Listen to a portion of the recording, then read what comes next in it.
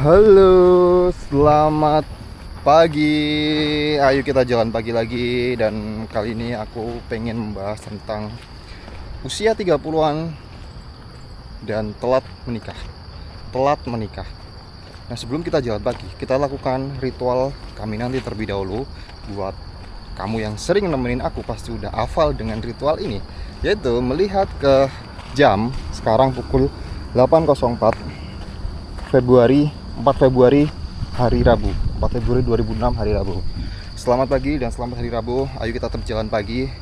Aku udah sekitar mau sebulan ini rutin jalan pagi setiap hari dan ngobrol sama dirimu, sama orang-orang yang pengen merutinkan jalan pagi, ngalor ngidul sambil cerita-cerita.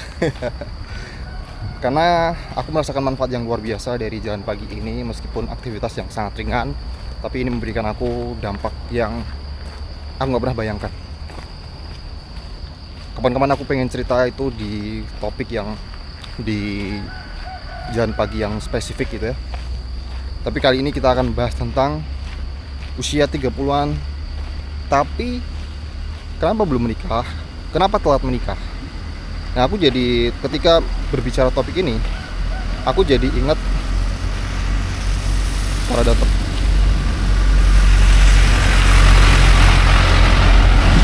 Wow, iring-iringan truk.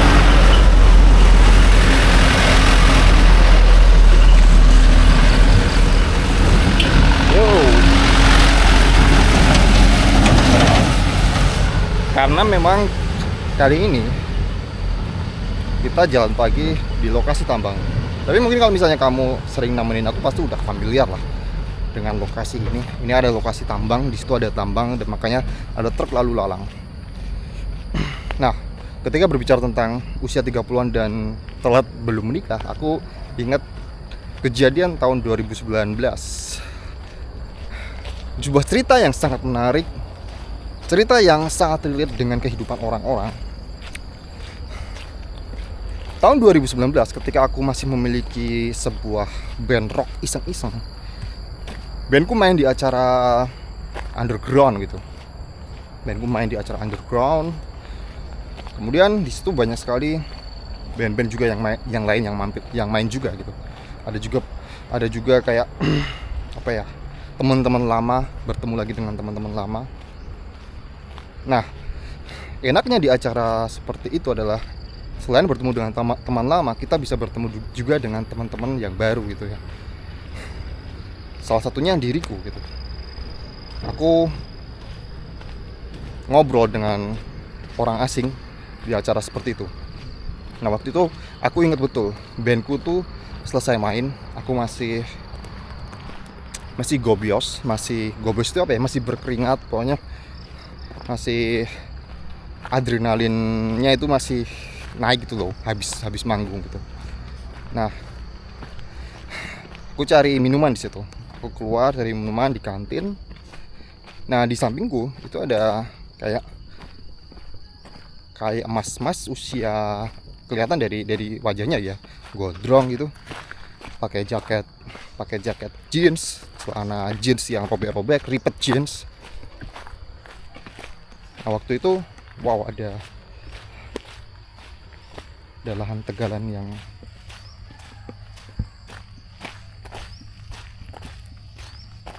piro 4 mo 6 tu 8 kan piro mas? 10 iki 8 kan? Iya, songo 10 ya? Iya. Terus ketemu sama orang itu. Nah, kita kan kayak ada berdepan tapi nyamping ke serong ke kanan gitu ya. Aku ingat waktu itu ada berdepan tapi serong ke kanan. Nah, agak aneh kalau misalnya kita udah ada berdepan kayak gitu, aku nggak ngajak ngobrol gitu. Makanya waktu itu ya aku basa-basi gitu. Karena dia sendirian. Ya basa-basiku ya sesimpel kayak gini, tapi pakai bahasa Jawa ya. Karena ya aku kan orang Jawa. Dewean we mas tuh ki. atau sendirian aja mas gitu ya. Iya mas gitu, dia jawab iya mas gini. Aku nonton bandnya temen, aku nonton bandnya temenku yang main gitu ya, kurang lebih kayak gitu. Terus kemudian dia jawab gini, kemudian aku tanya gini dulu, lah kok sendirian gitu ya, maksudnya kok nggak bareng sama teman-teman bandmu itu gitu ya. Dia jawab, lah kalau band teman-temanku itu mereka udah berangkat sama keluarganya, pokoknya sama keluarganya, sambil bawa keluarga anak-anaknya gitu ya di acara itu gitu ya. Nah waktu itu aku udah agak mulai aware atau sedikit gimana gitu loh, karena udah dia bilang teman-temannya itu bawa keluarganya masing-masing gitu.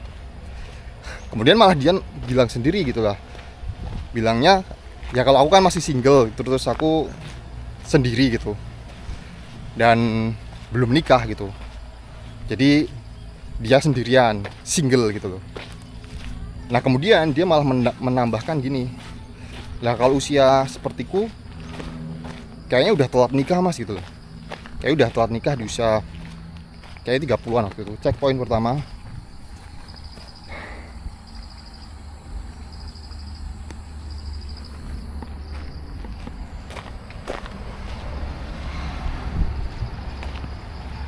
Dari mana mas? Jawa Tengah. Brebes? Ya. Oh berarti sama kayak yang sana ya? Berapa orang? 35. Oh oke. Udah berapa hari? Udah 2 minggu. 2 minggu? Ya. Oh oke. Lanjut. Ya.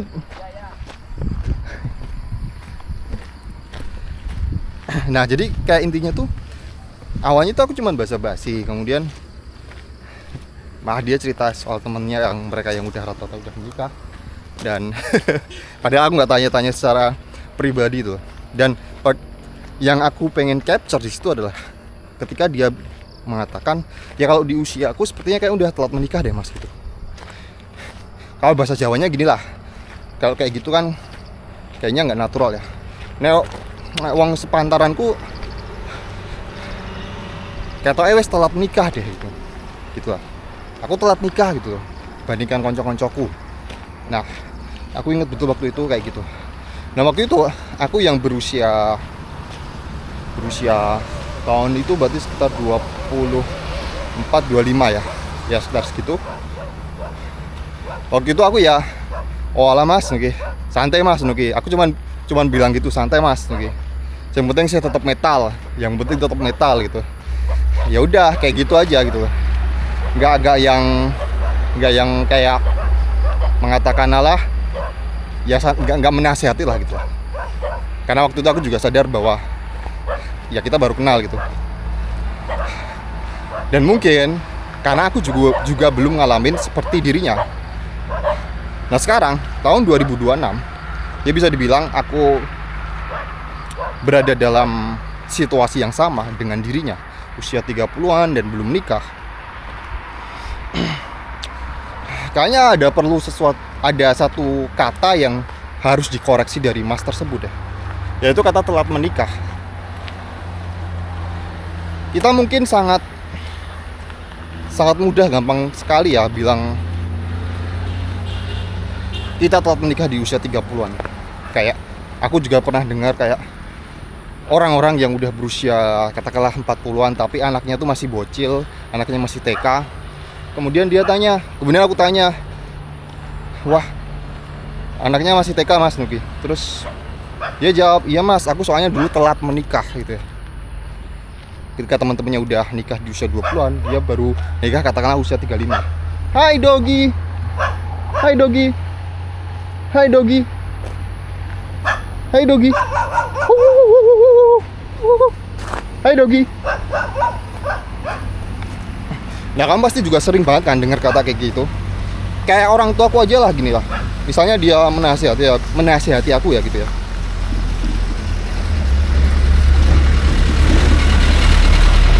Menasihati itu kayak nggak apa-apa kamu sekarang merintis sesuatu. Kalau kamu sekarang telat menikah, yang penting kamu bahagia. Dan itu kayak menjadi semacam kata umum sekali itu, kata telat menikah gitu ya. Mungkin ketika aku di usia waktu itu 25-24, aku juga kayak menganggap itu hal yang biasa orang mengatakan telat menikah. Tapi coba deh kita pikir-pikir kembali ya. Ada semacam kesalahan besar pemahaman dari orang-orang dengan kata telat. Simak baik-baik. Aku bukan berarti di sini kemudian memberikan suatu penghiburan bagi dirimu yang sekarang mungkin usia 30-an, 40-an belum menikah. Cuman aku pengen memberikan semacam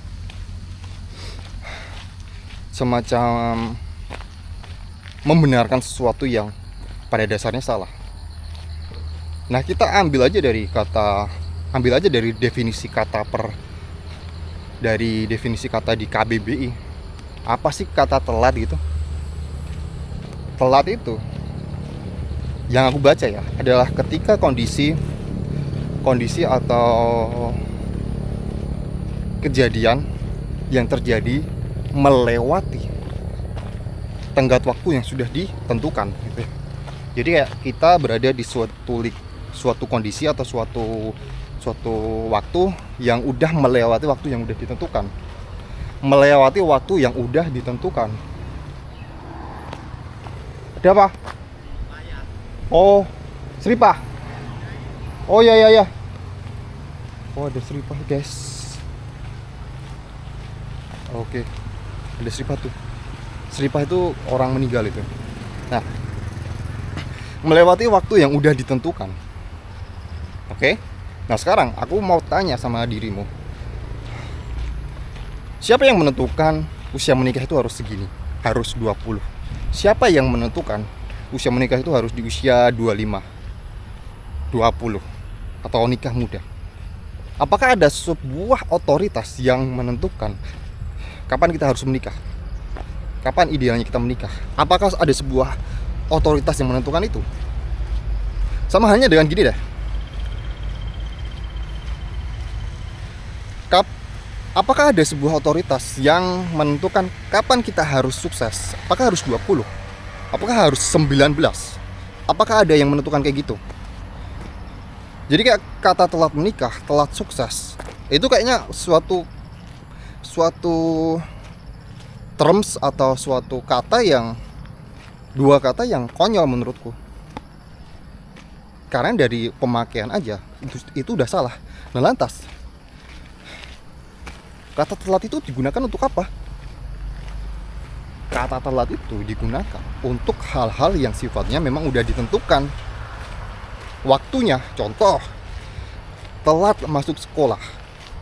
Telat masuk sekolah karena udah ditentukan jam 8 itu batas waktu siswa.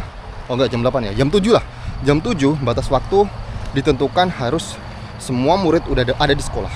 Selebih itu maka akan telat. Selebih itu akan ada yang dirugikan, yaitu teman-teman lain yang udah datang duluan. Kalau tiba-tiba mereka lagi konsen belajar, kemudian tiba-tiba jam 7.30 ada orang ketok-ketok, konsentrasi buyar, konsentrasi langsung pada orang yang datang tersebut. Itu merugikan. Atau telat kerja.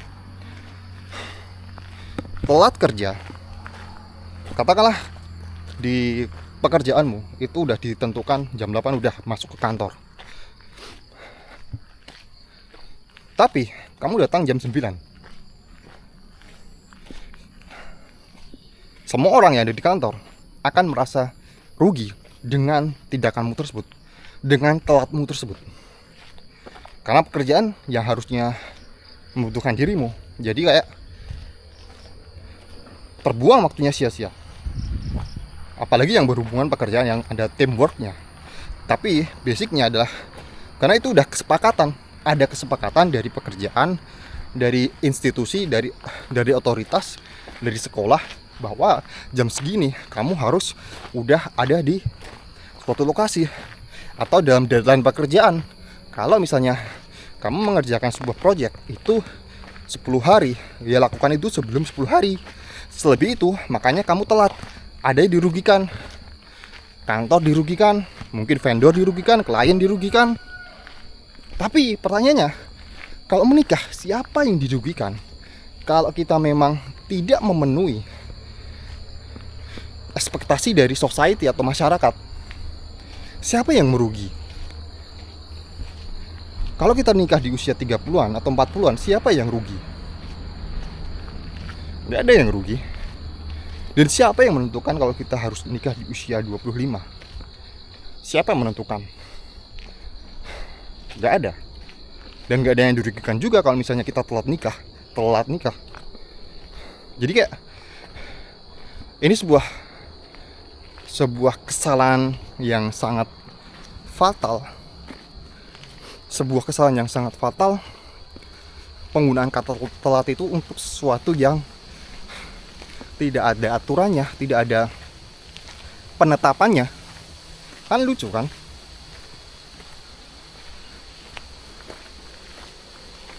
Lucu gitu loh. Nah, kenapa aku berkata seperti itu? Bukan untuk kayak menghibur atau apa gitu, tapi bukan untuk menghibur dirimu yang belum menikah di usia 30-an, di usia 40-an. Atau mungkin kamu juga udah panik di usia 28, 29 belum menikah. Bukan untuk menghibur dirimu. Tapi aku ingin kamu mulai mengurangi kata-kata negatif seperti telat itu. Karena gini, kalau kamu sering menggunakan kata telat seperti itu, seolah kamu tuh udah melakukan sebuah kesalahan yang melanggar aturan. Bener kan? Kalau kamu telat ke kantor, itu kamu melakukan sebuah kesalahan. Kamu bodoh karena kamu break the law, atau bukan law ya, break the rule. Kamu melanggar aturan. Itu kamu merasa salah, nggak apa-apa. Mungkin seharian kamu jadi energi kamu jadi negatif. Kamu nggak bisa memenuhi deadline pekerjaan, kamu telat. Yaitu itu kesalahan kamu. Bagaimana manajemen waktumu. Tapi kalau telat menikah dan seolah-olah kamu itu adalah sebuah kesalahanmu,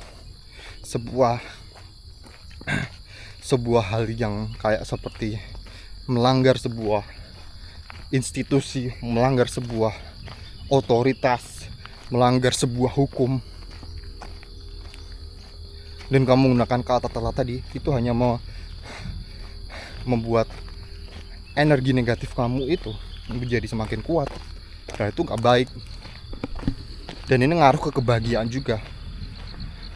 Dan yang aku yakini gini, menikah itu adalah sebuah hal yang sangat baik.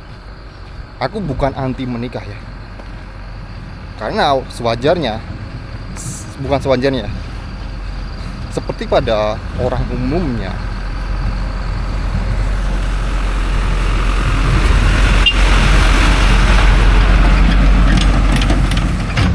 seperti kebanyakan orang umumnya, ya kita pengen menikah, ya kan? Checkpoint ketiga. Tapi timeline tiap orang itu beda-beda kan. Ada yang udah nikah di usia 19, 20, dan sampai usia kakek nenek langgeng ada. Ada yang udah usia 19, 20 nikah, cerai di usia 25 ada. Dan kadang hal-hal kayak gitu, itu tuh yang membuat orang itu jadi kayak mempersiapkan lebih matang pernikahannya gitu ya. Dan that's fine. Bukan berarti kemudian jadinya telat gitu ya. Menikah itu adalah hal baik, tapi kenapa kamu menyematkan kata negatif, kata buruk, telat menikah pada suatu hal yang sangat mulia? Telat menikah itu sebuah hal yang kontradiktif lah. Gak ada kata telat untuk sesuatu hal yang baik. Kamu setuju dengan statement tersebut? Aku pikir kamu setuju. Sama halnya dengan sukses, sama halnya dengan berhasil. Sukses itu adalah sebuah kata yang positif, yang baik. Kenapa? kita harus menyematkan kata telat sukses. Nggak ada kata telat untuk sesuatu hal yang sifatnya baik atau sifatnya mulia. Sukses itu kan ya bagus kan, semua orang pengen sukses. Tapi kita harus lihat realita. Ada banyak faktor kenapa orang itu bisa sukses cepat, ada yang suksesnya lambat. Banyak faktor lah. Tapi at least jangan pernah menyematkan kata telat pada suatu hal yang kita itu mengejarnya untuk sebuah kebaikan. Ya kan? Jadi kayak kalau ditanya telat nikah, enggak sih. Justru malah ketika katakanlah aku mungkin menikah tahun depan atau 2 tahun lagi, itu bukan sebuah telat menikah. Menikah di usia yang pas itu ya. Nah, kalau kamu mengikuti perjalananku, ya kamu tahulah lika-liku kehidupanku, dimana dulu sempat nggak ngerti arah hidup mau ngapain, dan berfokus pada suatu hal yang salah. Ibaratnya tuh aku di usia 30-an aja misalnya, itu tuh baru membangun karirku gitu loh. Membangun yang aku inginkan. Dan ada juga sebagian orang yang usia 30-an, mereka udah mapan, udah punya anak 2 gitu ya. Ya that's fine gitu ya. Bukan kemudian aku merasa lebih rendah dibandingkan orang tersebut. No. Aku nggak pernah merasa kayak gitu ya. Selagi itu adalah sebuah hal baik, aku nggak pernah merasa telat. Dan aku pengen kamu mengadopsi pemikiran ini gitu loh. Jangan pernah berpikir kamu telat, karena kamu tidak melanggar apapun. Itu kuncinya.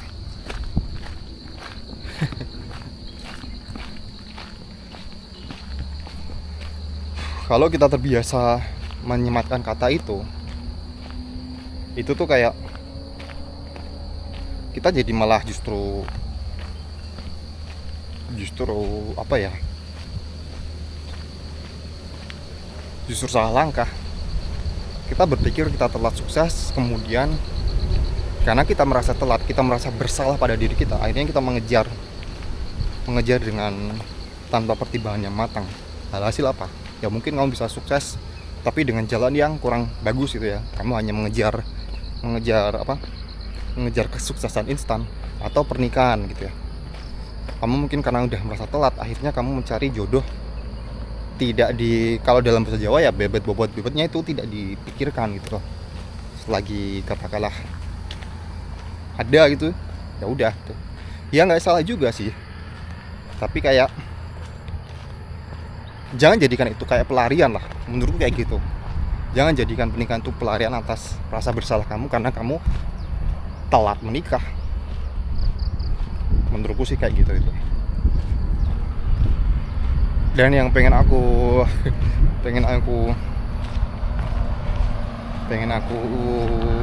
highlight lagi tentang kenapa orang sering berpikir bahwa orang yang gak menikah, orang yang gak punya anak, itu adalah orang yang level kebahagiaannya itu kurang lengkap. Bahkan ini sekelas di level pemuka agama, di sekelas level ustadz, ada yang mengatakan kayak gitu. Ya aku tahu kalau misalnya itu tuh sebagai kayak gini lah ceritanya, gini skenarionya gini. Aku pernah dengar ustadz ya di kampung lah mengatakan, nggak apa-apa dia itu sugih, nggak apa-apa dia itu kaya, nggak apa-apa dia itu pejabat, tapi kebahagiaannya ada yang kurang. Dia nggak punya anak, sedangkan dirimu nggak apa-apa, kamu itu cuma petani, kamu cuma pedagang, tapi kamu punya keluarga yang utuh, keluarga yang udah punya anak, udah punya istri gitu ya.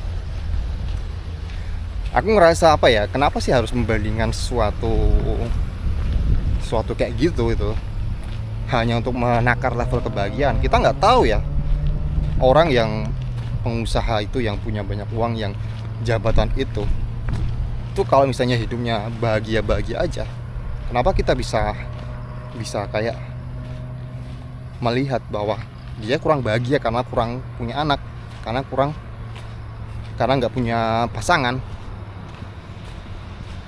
Ya jadinya kayak apa ya, annoying nggak sih kalau misalnya kita membandingkan, kenapa kita harus membandingkan kebahagiaan kita dari sesuatu kekurangan orang lain? Aneh nggak sih? Padahal simple apa ya, ya katakan gini lah, Nanda itu level kebahagiaannya kurang gitu ya, karena belum menikah, karena belum sukses gitu ya. Tapi yang tahu kebahagiaanku sekarang ya aku sendiri itu ya. Sekarang aku jalan pagi, kena sinar matahari, badanku sehat, melihat pemandangan kayak gini, menyapa dirimu, aktif setiap hari, ngomong sama dirimu setiap hari, itu udah sebuah kebahagiaan yang gak semua orang bisa gitu ya. Bandingan gini lah, aku jalan pagi sendirian dengan seseorang yang udah punya keluarga, udah punya anak, tapi mereka menunggu di rumah sakit. Karena kebahagiaan tiap orang itu nggak bisa ditentukan hanya dari berdasarkan apa yang dia miliki gitu ya. Hanya itu pun lebih ke internal gitu. Itu yang harus aku soroti. Mungkin aku pengen membahas itu lebih dalam di perjalanan besok pagi. Kenapa besok pagi? Karena sekarang kita udah ada di sini, di checkpoint ke 3, dimana kita harus menyudahi jalan pagi kali ini. Oke, kita membahas kebahagiaan itu, tentang konsep kebahagiaan di perjalanan berikutnya. Nyambung aja gitu.